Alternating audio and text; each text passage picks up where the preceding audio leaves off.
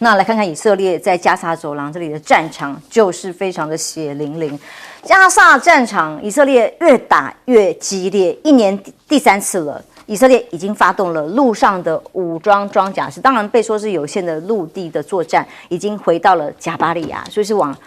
北部的黎巴嫩继续在打。那在贾巴利亚加沙走廊这个位置，它这里进行了陆上的攻击，要展现。攻击他，想要把他整个吃掉哈。但是呢，虽然大家都认为，在整个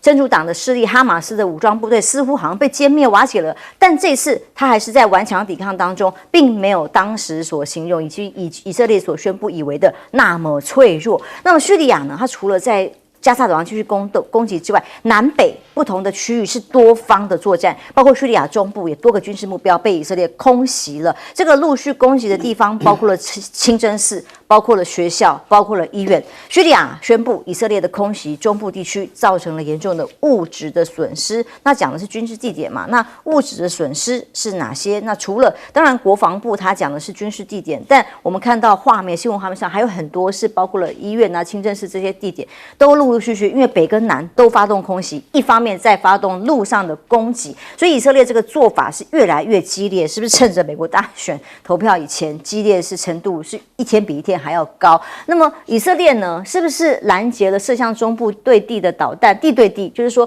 如果地对空容易被拦截，那用地对地针对也门的胡塞组织啊，这个是胡塞组织表示曾经向以色列发动过这样的导弹，那以色列也发了几下无人机，总之就是互相在攻击你来我往当中，但也门胡塞组织公开的宣布说，英美也一起联手做了这些事情。针对他们一共做了55次的攻击，这是由英美联军做出来的发动攻击，让整个中东的局势更为紧张吗？所以也门当然谴责侵犯也门，而中东的整个动荡哦，红海这个区域一直没有平静下来的日子。当然，对于苏伊士运河，这是世界的第2大运河，影响很大。根据最新这个埃及总统在一个场合里面的分析跟谈话，他说，整个苏伊士运河呢，从今年开始收入直接下滑5到6成，比去年少赚的台币算是多少呢？1930.4亿。那因为船只过去偶尔还有美国、英美的联军协助一下，可以少数的船只安全通过，但大部分还会被攻击啊。那当然，整个航运都受到了重大的影响。还讲经济收益呢，可能在万一战事扩大的时候，中东也就命运更不保啦哦。那美国呢？美国跟以色列的国防部长9号要见面了哦。在美国官员的方面是说，是过去1年以来，美国已经认识到自己对以色列的军事行动影响很有限了吗？讲了大白话、大实话啊。美国的中情局局长伯恩斯甚至说，中东的局势意外升级，是意外吗？这个风险迫在眉睫，是非常现实的危险。也就是说，当这个陆上也进攻，空中不断的轰炸的以色列，现在到底要做到什么程度才要停？当然，所有的和平协议通通都暂停了。普京出手了吗？这个是俄罗斯出现外交政策的幕僚公开的谈话说，211是伊朗2个国家的总统将要见面，10月11号在土库曼要会晤。那这样的会晤是不是对于接下来伊朗的反击还要怎么做，下什么指导棋，会给什么协助呢？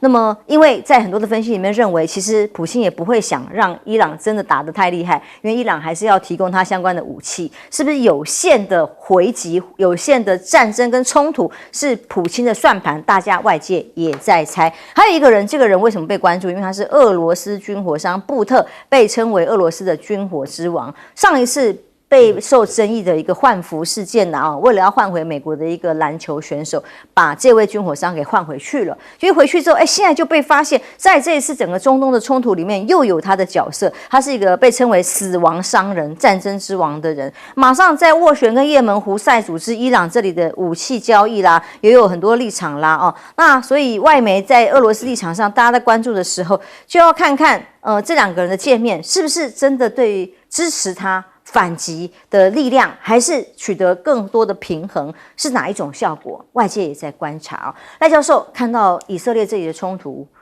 真的是就是不停的打打杀杀，然后没有尽头，看起来以色列不和谈了，他就要打到他爽他高兴为止啊。我觉得以色列要好好的看一看你对哈马斯的做法，然后再想想你在真主党那边你会得到什么样的结果啊？加沙地区相对很小啊，大概台北市嘛，这么大这么小的一个地方，你打了1年，有海空陆的绝对的优势，一寸一寸土地的这样打，坦克这样压。从北到南，从东到西，全面性的扫荡，死亡人数非常惊人，死亡了4万多的老弱妇孺，这么多人啊，100万人流离失所。对，100万人流离失所。1年过去了，结果呢？哈马斯消灭没有？没有，他一样有战斗力，而且还对你用导弹攻击，而且攻击还有效。那你现在变成被迫不得不再把地面部队、重装车的坦克再拉回去。加沙地区再打一次，这代表什么？效果不好嘛？那你既然对于这个连你完全能够把陆军开进去的，你都没有这样的一个效果，也门你怎么能够的胡塞组织那么远的距离，你已经联合美国、英国对他连番的15轮的轰炸，他一样可以再打你。而且一样可以对你美国跟英国在红海的军舰进行打击。上个礼拜2艘货轮还是被打到啊，而且那个还有人员受伤啊，而且本身已经受损了，然后拉回去。那也就是说，你美国、英国、以色列，你保卫不了红海的安全。胡塞组织游击伞兵部队你都消灭不了它。然后你现在要卯足全力去要打击这个真主党，你即使地面部队派进去了，你在地坡你已经死亡不少人了，第一天就死亡7个人，那你想想看，你的进入黎巴嫩的，你能够消灭真主党吗？你消灭不了的，因为你连加沙地区的哈马斯你都消灭不了，真主党的控制区这么的大，更何况。黎巴嫩本身跟法国的关系，因为它是法语国家，过去因法国人殖民的一个国家，所以黎巴嫩政府跟法国的关系是比较密的。因此，马克龙是反对这个你以色列攻打这个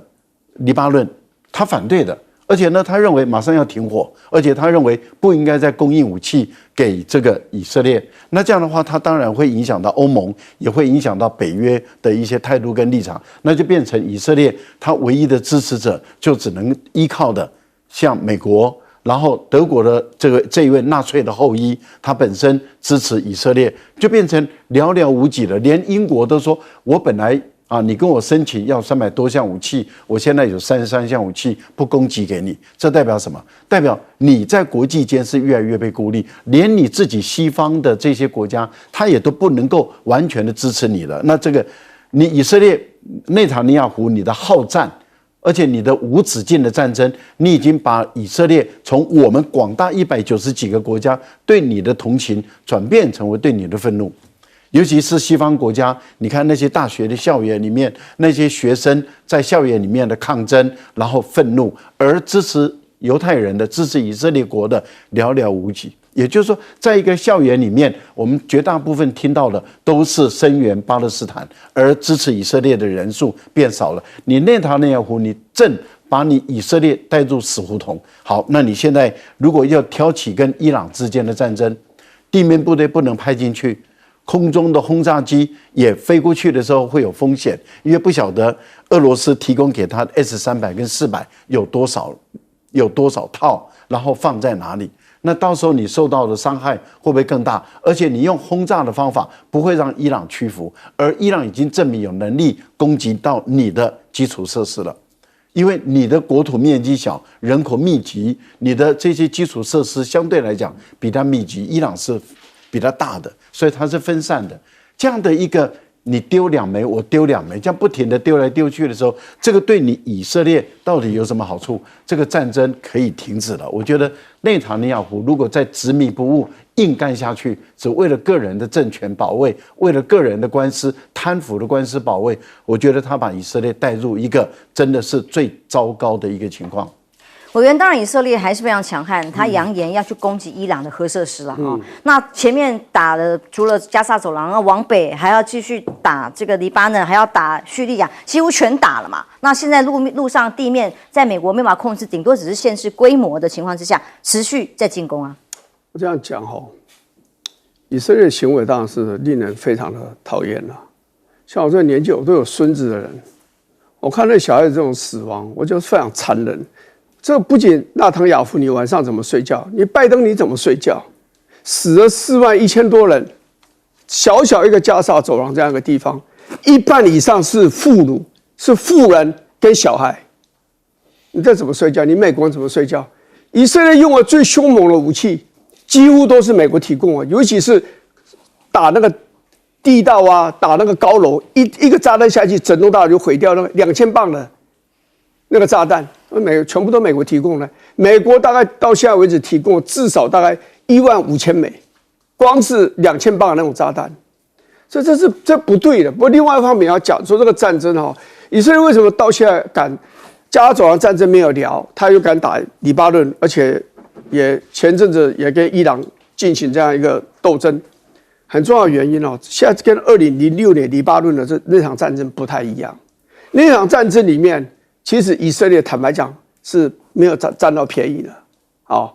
因为黎巴嫩南部真主党的力量太强大了，地下的设施那都造得非常好。可是我告诉你，到目前为止，他发动对黎巴嫩南部的战争，以色列死了多少人？9个，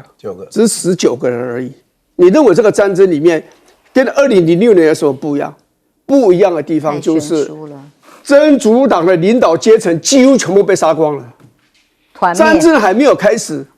就杀死了一大半，后来就继续轰炸，所以死的人非常的多。所以这一次坦白讲，真主党对以色列没有办法构成很大的危害。很重要一个原因在哪里？你射那么多的导弹也好，或是火箭射到以色列去，大部分都被拦截到。这伊朗的这一次，我认为有些他是没有拦截到的。那没有，那为什么2006年以色列会这么辛苦？因为当时真主党射了很多的火箭进入以色列，造成非常大的伤害。那是2006年，2011年开始，以色列有了铁穹这个系统，所以你的火箭打过来，几乎90%以上它可以拦截下来。所以他电子他没有后顾之忧，他就拼命向前。你知道，就是讲那个加沙走廊也好，加沙走廊的地面战争发动到现在，以色列死亡人数才340几，每一条人命都很值钱。可是比起所谓6日战争啊、赎罪日之战啊，对以色列来讲，这个牺牲他可以承受。所以我认为以色列不会那么简单的休兵，他想一次把所有事情解决掉加沙走廊的哈马斯的问题，真主党黎巴嫩的问题把它解决掉，甚至连伊朗，我觉得他都有兴趣要把它一次解决掉。所以谁能够叫以色列停下来？我认为只有美国。但美国会不会这样做？现在在选举，没有人敢得罪犹太人。没有，美国公开的讲说，我们现在已经认识到自己对于以色列的影响力很有限，我们顶多只能减少战争的规模跟形态，我没有办法控制它了。其实美国从去年到现在针对这个中东战事的紧张，它大概就2点呼吁。第一点就是呼吁道德的呼吁，说你在做打击的时候，以色列你要小心，要人道主义的精神，不能滥杀无辜。他会喊这个。第二个是你不要让中东战事升级之后，美国没有办法这个帮你去处理后面的很复杂的状况。但是喊归喊，真实状况是10月5号，内塔尼亚胡在1周年的时候，他透过这个电视的一个录影声明说，目前以色列我们的士兵在前线跟7个敌人作战，4敌，就是包括伊朗、还有真主党、哈马斯、也门胡塞组织、约旦和西岸都算哦，恐怖分子，对，伊拉克、叙利亚的什叶派民兵，这在历史上非常的罕见啊！我觉得部分原因就像刚刚委员所说的，因为过去我们若是1年前，大家没有想到真主党是主要目标吧？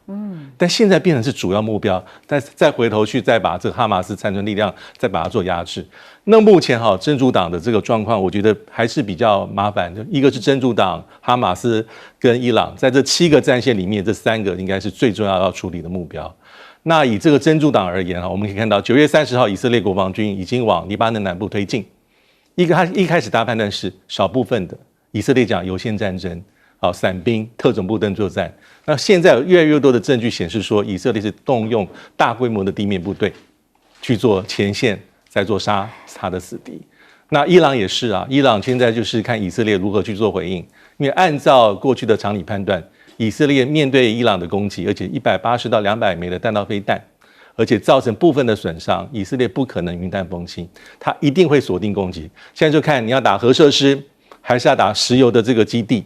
那拜登的讲法是有点含糊的，他说石油这方面他是在讨论当中油价马上上来。那核子设施，拜登说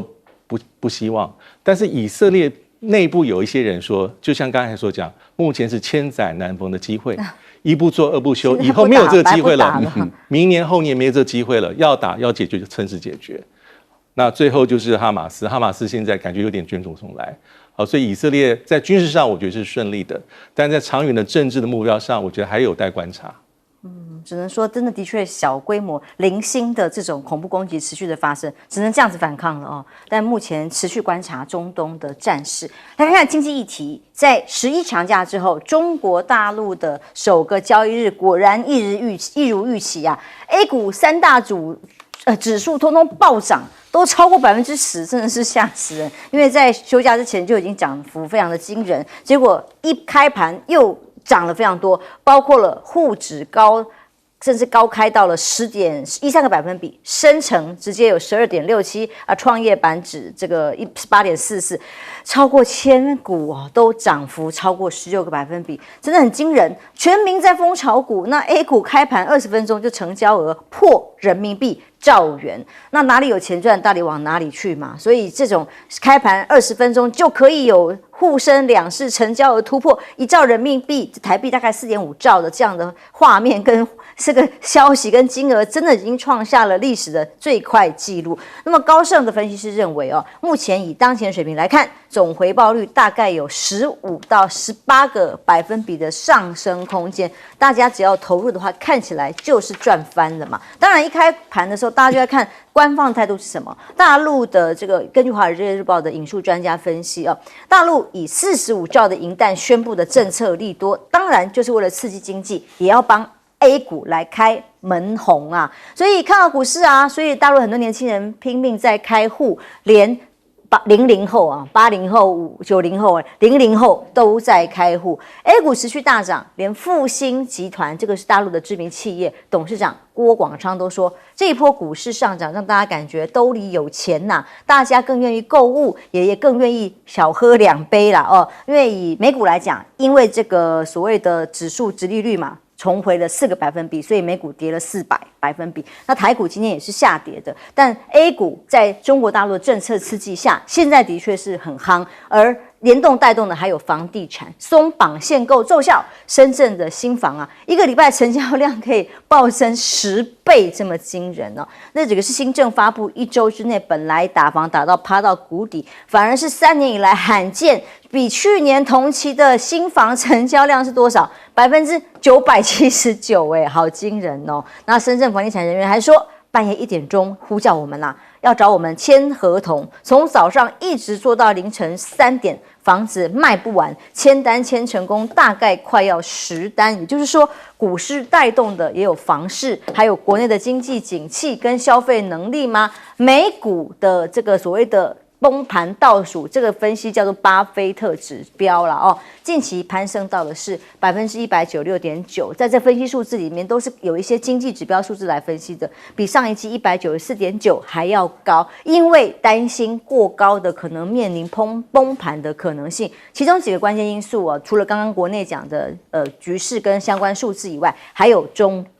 东。刚刚前一段我们提到中东这么的混乱，油价各方面可能的冲击对经济议题、运输都非常的强烈，所以美股风险指数很高，持续的震荡，尤其是油价。原本油价创下了自2023年以来最大的单周的涨幅可是过去1年反而是不是战争大家习惯了，美股这些风险资产反而持续上扬是不是因为战争真的已经影响到了尤其是美国自己页岩油的产量，可以让这个稳定的因素稍微可以排除一些。不过美国现在的风险因素是选举嘛，选举11月还不知道结果如何，但是呢，美国东岸还有墨西哥湾沿岸港头马人工作人员、码头工人的大罢工哦，虽然现在暂停了啦，但是他要求什么？要求政府要把新合约里面列出来，禁止美国港口使用自动化设备。可以想象吗？自动化设备工人除了要调薪之外，要求不可以自动化，那它当然是往这个科技的回头路去走啊。那相较于最新的排行榜，这个是根据华尔街的日报的分析，去年的货柜港口排行榜里头，中国洋山港排第1名，那表现最好的美国的港口现在只排到53名，也就是说这个港副的交易可以看得出来这个量差异有多大。那么对于抗中抗了半天，到底有没有让美国从此可以阻止掉所谓的风险呢？美国贸易谈判代表戴琪被议员批评哦，跟中国野心勃勃的计划相比，美国在全球各地都处于落后，所有的抗中抗了半天各种的围堵，那议员还是觉得不够啊，结果反而让美国落后了吗？新加坡知名学者马凯说，就公开的分析，随着美中经济差距不断的缩小，那么美国应该开始为变成世界第2做准备了吗？赖教授怎么看最近 A 股夯到这个程度，真的是吓死人了。我觉得还是小心谨慎啊，因为我觉得长期面基本面是看好了啊，因为大陆的政府也在做多嘛啊，你看今天发改委一连串的5项重大的举措也都推出来，但是问题就在于为什么会在股市这么热的时候又推出这些政策，其实代表加码，要继续加码，因为是第一个先点火成功嘛。那点火成功以后，现在开始往前推，它再加码，再往上推一点。为什么会这样做？这代表经济的情势其实还是严峻的。你看看美国的股市，美国的经济状况不好，欧洲的情况更糟，中东地区这个战火又在蔓延，油价已经破80了，而且大家已经开始在上看100了。那如果以色列听不进劝，然后打了这个伊朗又反击，那战火又烧起来，油价破100，一定是跑不掉了。那这样的情形，物价整个又上来，经济又受到挫折，所以大陆很明确的，他知道海外的情况对他来讲不利，因此他这一次的一篮子的措施里面，比较多的还是在于刺激内部的循环，也就是说尽量让人民的储蓄这么高，把它拿出来投资，当然投资股市，要不就是投资房市。不过房地产的嘴巴，房地产商的嘴，听听就好啊，因为不可能的事，从来没有过股票涨1个礼拜，然后房市就飙涨成这个样子，不可能。房市是基本上来讲，是你必须股市已经到了相当高的程度，大家荷包满满的时候，那才会推动房市。房子的每一栋房子的价格多少啊？容易买不容易卖啊，而且它的成本多少啊？你还有多少交易税、房屋税、企业税，这些成本是这么的高，不是那么简单。我觉得去看一下实价登录。那也就是说，如果对于大陆房地产有兴趣的，我还是强烈建议看一看实价登录，再去追一追你所关注的那个小区它的房子的成交量，那么过去有几套，现在还有几套，成交几套，然后成交金额多少，自己用科学的方法来比，因为大陆在这个部分是透明的，你完全可以查得到这一点。不要听从业人员的那一张嘴，免得你被套牢，因为对于他来讲，尽量把你套住最重要。我觉得房地产这个部分小心谨慎。我觉得美国的问题是这样子，您刚刚提到了它的有关于港口的自动化，这个是大事哦。可是因为先是西岸谈定了嘛，西岸在2023年谈定6年，只涨了32%啊，然后东岸开始就在选举的时候发动罢工，那为了避免影响民主党，所以资方很快的就妥协了，可妥协了以后60%到70%的涨幅，可是最重要的不是在于薪水的问题，而在于不能进步，抗拒自动化。抗拒自动化，而且呢，连他的那个货柜车都不能用自动化哦，必须用人来把货柜那用马车吗开进去。没有，它本来因为现在的自动化其实它是吊杆不能自动化，连承载的那个车也不能自动化。现在的自动化就是吊杆都自动化，然后推那个承载车也自动化，直接推到外面的时候，他们的司机是在外面，这样不是又安全又有效率吗？是，连这个都不行，所以美国的港口的竞争力绝对会落后于墨西哥跟这个加拿大，更重要是会落后于秘鲁新的港口，因为秘鲁的新的港口是由中远轮来去承建的，很快的它就会成为非常有竞争力的一个新的港口。好，我们休息一下，马上回来。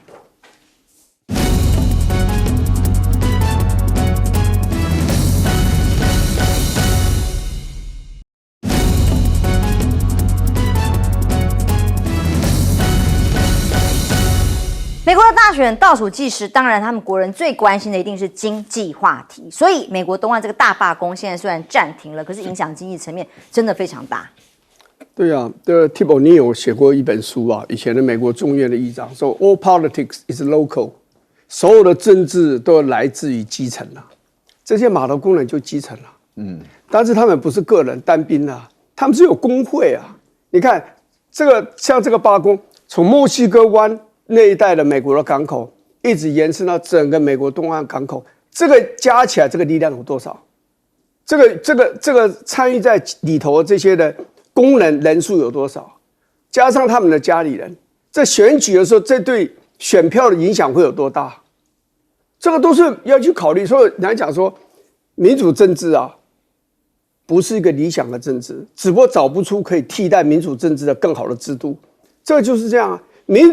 主政治最接受考验、最煎熬的时候，就在选举的时候，所有的缺点这个时候都呈现出来。哦，你民主党你要不要票？民主党很多的票，其实跟民主党跟工会的关系是很深的。哦，所以这次工人愿意卖一个面子给拜登，也是因为多年来民主党跟工会的关系还不错，才卖个面子给你。好，明年1月以后再来说。好。所以这个时候，工会提出来的要求，你这个要选举的政党啊，像拜登现任的总统，你在负责辅选 Harris 这个贺锦丽，你敢说不吗？那至于说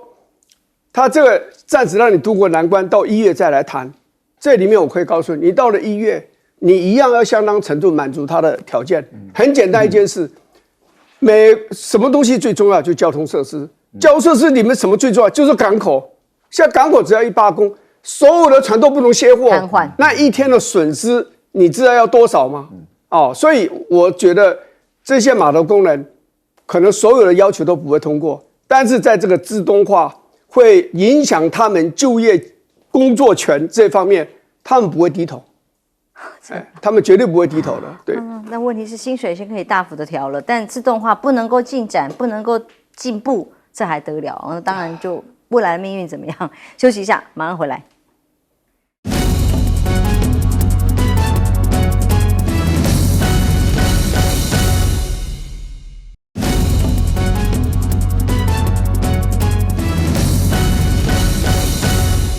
美中的贸易战当然一波又一波，其中连美国的贸易谈判代表戴琪都被议员检讨了，难道他做的还不够多吗？对，因为议员的角度看的可能跟一般美国的行政官员还是不太一样。好，但戴琪任内已经4年了，那他这次接受过一些包括媒体跟一些议员的质询，他自认为大家做得不错。第一个戴琪的特点是关税是美国政策上重要的手段，这一点在他上来之前刚开始够硬了吧？非常非常硬，真的。其他跟前任的赖海泽没有重大差别。好。第二个是他非常关注，就是因为在川普任内谈了所谓的这个美墨加贸易协定，取代北美自由贸易谈判协定。那戴琪他特别讲到一点是说，签好这个合约之后，但执行是在拜登政府任内，而且我们做得非常好，发动了20几次的法律的一些诉讼跟机制，让美墨加里面墨西哥的劳工有更好的这个机会，而不被剥削。但这显然不是国会议员要听的，因为这是你的贸易伙伴的工人的权益，这些国会议员要听的是，因为你的关税政策做得好，所以有办法让中国大陆低头，让美国在贸易上占有一个比较公平的一个优势。但显然国会议员部分是不满账。那还有一点很特别的地方是，我们要注意到赖海泽，因为赖海泽是川普任内的贸易谈判代表。假设川普真的要重回白宫宝座，他有可能再重回美国政府，也可能担任财长。因为媒体有非常非常多的一个分析。那赖海泽的特色，基本上我觉得带起很多是传承的。第一个，赖海泽是不相信自由贸易的，他相信是公平贸易。他甚至认为说，在过去很长一段时间里面，美国在追求自由贸易协定，让美国的工人没工作，让他的工资降低。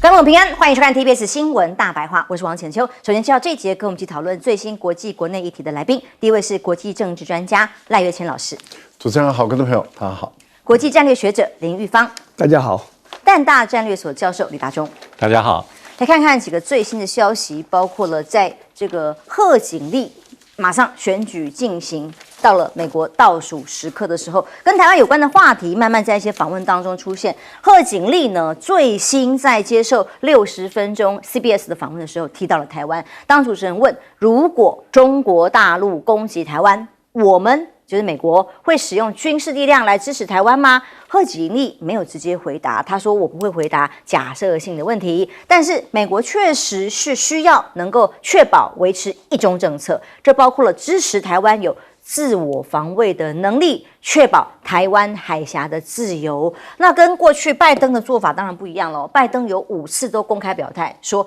不排除动武来保台，不过当然一度也有过这个幕僚赶紧发新闻稿澄清的这样的记录，所以会动用武力保护台湾什么意思的时候，拜登的回答说要视情况而定。是什么情况呢？他清楚地告诉过中国国家主席习近平，历任美国总统的政策是美国不会寻求台湾独立，但若中方试图片面改变现状的话，美国也不会不防卫台湾。看起来贺锦丽的态度稍微收了一些，强调一中政策，是不是要捍卫出兵等等，还持保留态度。那中国大陆的部分呢，出手来回应赖清德吗？那因为在国庆晚会上这一番祖国论引起了很多讨论，到上一节我们讨论了很多。那么路透社的报道是认为有可能就在10月10号国庆正式的演说的时候，又有一场军演就要进行了。他根据引述消息人士表示，中国在这个时候呢，日期大概会是10月10号国庆演说的前后左右的时间。不管内容说的是什么啊，或者他讲的是报道是说以他的内容为借口，在台湾附近要发动军事演习，施压台湾接受中国的主权主张啊。可是其实，在很多的报道，包括新头壳引用什么，又是一个不知名的国安人士跳出来说今年中国的全军战略演习时间上呢会比以往来的晚一点再加上有台风的关系，本来就有几率跨到我们的10号这个国庆的活动里头。基本上不管当天赖清德讲什么，都会以此为借口，把所有的内容包一包继续演习，可能启动2024联合利剑 B 演习。那我们当然知道5月的时候，当时的第一次演习叫联合利剑 A 嘛在赖清德总统就职的时候。现在国庆演说有可能 B、C、D 轮流要进行吗？不管路透社或国安人士都说，中国恐怕会因为赖清德的国庆演说来进行军演的话，是在为未来两岸的关系对话会很硬打预防针吗？未来的关系会越来越紧张吗？游盈隆在台湾民意基金会董事长的分析里头，他认为不同于过去前总统蔡英文呢，比较小心翼翼，用字遣词是比较谨慎的。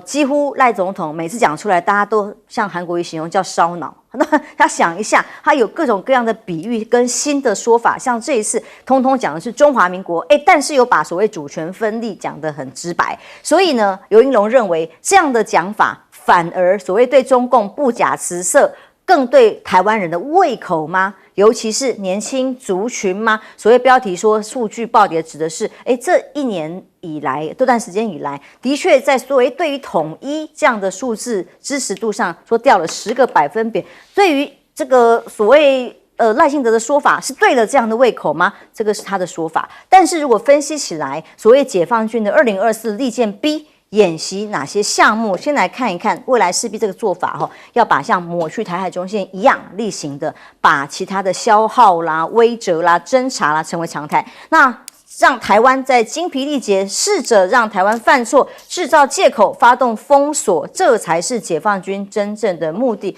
这个是忠实的分析跟报道。但是顾立雄呢，对灵魂拷问说：好啦，赖总统说明年要准备40万的民兵，这些民兵都是准备要上战场的吗？那请问你的孩子到时候要不要去参加？听听这段咨询内容。你两个囡仔基本上都在台湾，对不对？是。如果是照这个40万民力，他们是会参加这个训练吗？那就要看他们有没有能够被招入这个民防的系统的行列里面去嘛。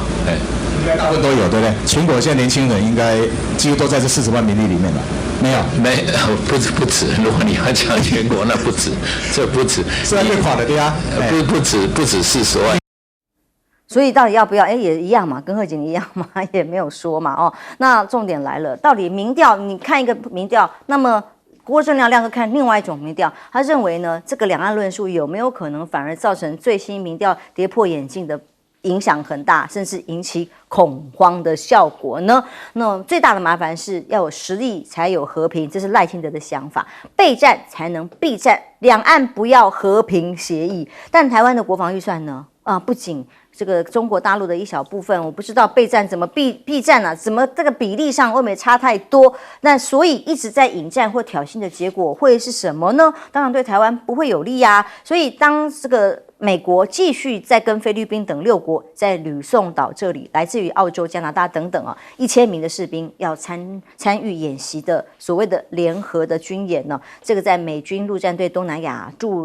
轮驻部队里头第3次派到这里了，那要进行至少8场演习。那双方在对峙的时候，美国在加大抗中的各种军事演习的规模，菲律宾、南韩还建立了战略伙伴关系。尹锡悦公开讲，南海这里当然比我们也同样的非常的紧张，而尹锡悦直接说，两国同意合作，建立以法治为基础的海军秩序，依照国际法的原则，南海有航行跟飞越的自由。那到时候中国大陆也在演习，跟这所谓6国也在演习，可能的冲突，当然有没有可能擦枪走火？大家外界也担心哦。委员，我们先看看您怎么看这个余波荡漾嘛？那祖国论影响到台湾跟对岸之间，现在也有军演呐、但是贺锦丽还有川普他们对台湾的态度，其实已经越摆越清楚。其实你看一下美国总统的大选哈，真的是看不出谁赢谁输哎。你知道这个现在看起来全国性的民调，贺锦丽大概赢2%，有时候3%多一点点。可是你知道，在我们前面的选举里面，2016跟这个高尔选举那一次，跟这个希拉里的选举的那一次，其实他们全国性的这种投票 popular votes， 全国的投票1人1票投出来，他们是赢的嘞，最后选举人票输了。说贺锦丽你现在赢了全国的所谓的普选票，可是你最后选举人票你可能就输了，因为关键州现在看起来是僵持不下的。说贺锦丽现在讲话要非常非常小心，每一件事你问他问题，他要回答以前，他就在想这对我选举的冲击是什么。那现在很简单一件事，乌克兰战争还在持续，还在进行中。现在美国他们就在讲啊，你说现在乌克兰战争把很多钱都消耗掉了，美国还有这么多穷人，这个海伦的这个风灾带给美国这么多乔治亚啦、北卡啦这么大的伤害。他说，因为这个钱拿去补助这个移民了，所以这些都是冲击这个选情的很大的因素。那现在大家讲一件事，乌克兰战争还没有聊，美国一直不断源源不断送钱去。中东的战争本来在加沙走廊了，后来呢扩大到黎巴嫩南部，现在伊朗也拉进来了。这个战争看起来越来越大。所以美国人民基本上知道战争是会浪费美国非常多的钱财，因为他们好不容易才从阿富汗战争20年阿富汗战争脱困。现在贺锦丽被问到说如果台海爆发战争，美国要不要用军事力量去支持台湾、保护台湾？你叫他怎么回答？他会说：“那我一定这样干，就像拜登一样。那你回去有白宫发言人在替你收拾餐具，还是怎么样？”所以他在讲法当然说：“你这假设性问题，我不回答。”他认为我们怎么认为不重要，他个人认为一定是这个是最安全的打法。我没有说我不去，但是我也没有说我要去，因为如果说我说我要去，川普又来了。你看这个拜登任内爆发这场战争，乌克兰一场，然后这个加沙走廊战争也爆发，我当总统这些都不会发生。好，然后你看现在台海如果爆发战争，台湾又要参加了，可是你们选我，如果我当选，我跟习近平交情很好，他绝对不敢用兵对台湾用兵。所以贺锦丽的害怕在于，现在选情真的是太焦灼了，看不出这个谁赢谁输了啊。至于说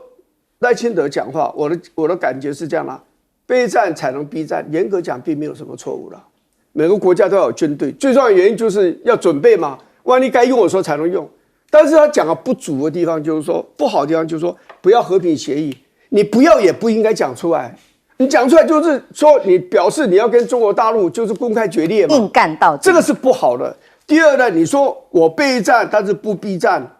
但是你应该再讲一件事，因为光这样没有办法获得和平。你应该讲的是说，但是我们也寻求希望能够跟中国大陆加强对话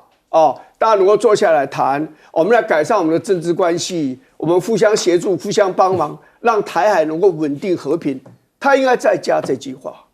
备战就不会避战，就可以避战吗？备战就是军备竞赛，没有休止的备战，就是引发战争更早到来的主要的因素。好，赖教授怎么看呢？当然，韩国瑜建议说，我们10月10号正式的国庆演说还没有登场，国庆晚会毕竟是个前菜正式演说会怎么样还不知道。赖清德既然都讲了中华民国已经认同了，那不如就把它成为最大的公约数，那大家就不会有旗舰跟列解啦。但接下来的利剑演习必然也是势在必行，管他讲什么，是这样吗？我觉得民进党的这个做法是用出口的方式在转内销了。他先用国安人士，然后把这个相关的言论给外媒，然后在外媒登出来，爆出来，然后呢再回到台湾来，所以绿营的媒体就很大的做文章，说不管赖清德讲什么，都会有联合利剑 B 或者联合利剑 C， 那就是说不管赖清德有没有挑衅中国大陆，大陆一定会找理由来搞军演，好像变成是这样的一个情形。但是我们看到赖清德提出在这个国庆晚会的时候，他提出来说所谓的祖国论，就祖国到底是谁？那中华民国还是中华人民共和国那他提到了，他认为中华民国比中华人民共和国更老、年长更年长，所以应该要以中华民国作为我们的祖国。但是不要忘了赖清德，这个1945年的时候我们两岸是统一的因为中华民国在南京把这个台湾收复了。所以台湾是中国的一个省，这个千万不要忘记了。再往前推一点，1911年的时候中华民国就继承了满清，所以我们中华民国就是中国，这个就是一个活生生的案例嘛。我们中华民国就是中国，中国就是中华民族。然后呢，不要忘了第一任的临时大总统是黎元洪然后中华民国的第一任的正式的总统是袁世凯那袁世凯后来是背叛了共和国，可是不要忘了，在当时所谓的国民革命的时候，就是国父的20革命的时候，其实在北洋政府或者是在继承袁世凯之后的北京的政府、中华民国的政府来说，它是叛乱团体所以我觉得要算这一本历史账，赖清德你还差得太远了你把书好好读完以后，我们再来好好算历史的这笔账不要忘了，当时的这个国父的20革命就是叛乱团体，因为所有的外国的大使全部都在北京，而不是在广州这点搞清楚看外国的大使馆设在哪里，你就可以知道他承认的是哪一个政府代表这个国家嘛，就这么简单嘛。你看看现在美国的大使馆设在哪里？英国的大使馆、法国的大使馆现在设在哪里？他不设在台北嘛？所以贺锦丽讲得很明白他怎么可能会承诺用军事力量来介入台湾？不会承诺的，也不敢承诺的，承诺也不会兑现的。这就是一个很典型的案例。乌克兰就是一个典型的案例乌克兰保证有暗盘，也就是当初为什么泽连斯基敢这样做，就是美国有承诺嘛。结果到最后北约也不敢介入了。结果泽连斯基自己本身却面对他的人民要一场战争，而这场战争结果北约从来不介入，然后这场战争打的土地面积丧失了12万多平方公里，而且很有可能第聂伯河以东整块面积全部都会丢掉。现在还有人开始提出来说，很有可能泽连斯基的政权还可能被推翻了。可是到今天为止，美国敢介入吗？不敢。为什么不敢？因为他怎么敢跟俄罗斯打仗？连俄罗斯都不敢打，怎么可能来到台湾跟中国大陆打仗？没有胜算嘛。莱德基金会他们已经一直在兰德已经一直在告诉你说怎么做兵推，怎么做兵推，美国赢不了就是赢不了。这个就是一个典型的案例，美国自己也知道这场仗他打不赢的。李老师，当我们看到2024第一次在5月有利剑 A 的演习，那现在可能 B 要登场，有没有 C、D、E、F 不知道，但现在恐怕是在10月10号国庆的时候就会有演习，代表的意义是什么？对，我觉得主要还是透过所谓的国安人士的一个放话了，就在国庆演说前2天，应该有一些他想要达到的目标，就像刚才所提到的，就是我觉得也是先打预防针，代表说不管赖清德总统讲的内容如何，国庆演说，反正北京就很可能在这时段里面会有所谓的对台军演，这是他第一个所要释放的讯息。那第二个释放讯息，意思是说台湾的安危啊，其实不只是台湾，而且是联动的。我们看今天这幅大篇幅的报道里面，扯了很多，其实包括印太地区，包括日本，包括南海，包括东海等等等等。意思是台湾跟全世界的安全是联动的，息息相关，息息相关。我觉得这是想要释放的2大讯息。第三个我一直在想说，因为昨天有一家平面媒体释放的一个年度的很重要的这个民意调查，这里面的调查结果，我觉得对赖总统来说并不是太有利，主要是对两岸关系的一个看法，就是联合报的民调，因为里面特别讲到说两国这个互不隶属说，其实在台湾有55%是不认同这样的说法。认为对两岸和平没有帮助的，那即便是两岸的政策的路线，大概也是五伯仲之间，4-3、4-4赞成跟反对，所以代表什么？代表从赖清德总统从520演说之后所一直在推的、在讲的、念兹在兹的这个互不隶属说，还有民进党政府目前引以为傲的互不隶属说，其实在民间里面并没有那么受欢迎。那还有一个不想引战啊？对，所以这个讯息，我觉得是有一点是让他是做一个平衡了。我先讲出来，中国大陆对我们可能的威胁，大家都在意。那还有昨天那份民调里面也特别提到说，大概有将近80%吧，认为两岸有沟通。那还有很大的比例认为两岸之间的经贸还是要持续往来跟加强。那这一点明显跟目前的政策方向，这个民进党政府立的这个政策的定调是相互违背的。所以我觉得从今天所谓的国安人士透过媒体这样的一个放话，我后面还是要看他主要释放讯息的目的、动机跟想要达到的目标是什么。基本上他非比寻常。那意思是说，不管如何，假设真的有军演发生，那不要怪赖清德总统的演讲内容，因为他们本来就这样做。还是说预告了演讲内容会很可怕？当然也证明说他还有一个最后一点就是，我们对于中共的军事动态有所掌握，不会像过去被大家所批评的后知后觉，这也是其中的一个目标之一。我在猜想是。难道我们要战争吗？我相信最高比例的民众都是不想要走回战争的回头老路。